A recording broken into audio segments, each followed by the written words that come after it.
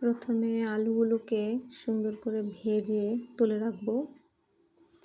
সেই তেলেই পেঁয়াজ কুচি দিয়ে একটু নাড়াচাড়া করে ভেজে তারপর তেজপাতা, লবঙ্গ, গোলমরিচ, একটু মরিচ বাটা, আদা রসুন বাটা দিয়ে ভালো করে কষিয়ে তারপরে মাংস দিয়ে দিলাম। মুরগির মাংস ভালো করে নেড়ে চেড়ে এই পর্যায়ে দিয়ে দেব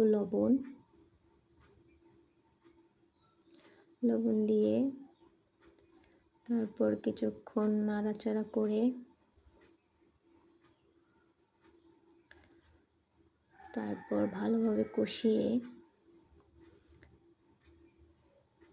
একটু এলাচ অ্যাড করব। এখন প্রথমে দিতে ভুলে গেছিলাম।